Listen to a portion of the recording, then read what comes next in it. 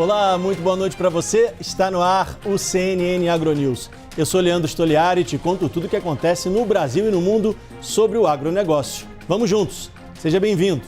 E a gente começa essa edição falando do aumento dos fertilizantes.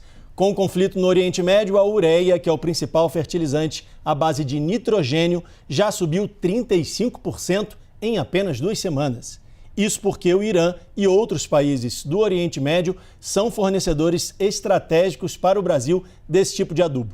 A gente preparou uma arte com os preços pagos pelo produtor antes do conflito. Vamos aqui para o nosso telão? Olha só, a ureia passou de R$ 2.700, um pouquinho mais de R$ 2.700 antes do conflito, para mais de R$ 3.600 depois do conflito. A variação foi de quase 35%, como eu falei, 34,5%. O levantamento é da Stonex. O produtor precisa escolher derivados que têm uma menor concentração de nitrogênio, como o sulfato de amônio, que tem 21% de nitrogênio contra os 46% de concentração da ureia. Assim ele consegue comprar mais barato.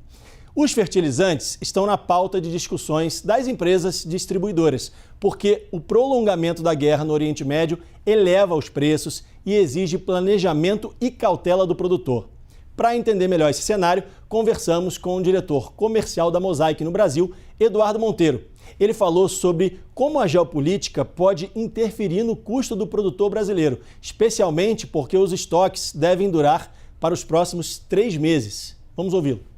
Nós temos nesse momento estoques no Brasil, mas esses estoques teoricamente já estão comprometidos para atender uma carteira já vendida. Esses estoques atendem aqui a necessidade da carteira vendida pelos próximos 2, 3 meses. Essa é a dinâmica do mercado de fertilizantes. E num primeiro momento, quando se instaurou o conflito bélico, houve uma certa reação do mercado para entender o reposicionamento. Estreito de Hormuz é um ponto importante, pois por ali passam, além de uma parte relevante da produção de petróleo mundial, passam insumos importantes atrelados à produção de fertilizantes. E ainda falando de comércio exterior, o Brasil vai receber no início de abril uma comissão técnica do Japão que vai avaliar os frigoríficos do país. A reportagem está lá no site da CNN Brasil. A agenda faz parte das tratativas entre os dois países para liberar a exportação de carne bovina brasileira para o mercado japonês, um dos mais exigentes do mundo. A visita será em 3 estados do país: Rio Grande do Sul, Santa Catarina e Paraná, que foram declarados livres da febre aftosa antes de outros estados. O Brasil adquiriu o status nacional de livre da doença sem vacinação da Organização Mundial da Saúde Animal em maio de 2025. A Associação Brasileira das Indústrias Exportadoras de Carnes acompanha as negociações em conjunto com o governo federal. Para ler a reportagem completa, é só acessar o nosso site cnnbrasil.com.br.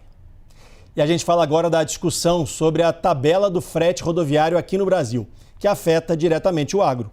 O governo brasileiro prometeu que vai fazer fiscalização eletrônica de todos os fretes no país. A decisão foi tomada para tentar combater o descumprimento do piso mínimo do frete para caminhoneiros, o que tem efeito direto na cadeia agropecuária. O ministro dos Transportes, Renan Filho, afirmou hoje que 20% das empresas de transporte do país descumprem a tabela de frete, inclusive empresas do agro, e que só a multa é insuficiente para reverter esse quadro. A decisão do governo acende um alerta no campo, já que o frete é parte crucial do custo de produção. Esse foi o CNN AgroNews. Muito obrigado pela sua companhia e pela sua audiência. Você fica agora com o CNN Prime Time. E eu volto logo depois do jornal com mais notícias do agronegócio e eu espero você. Tchau!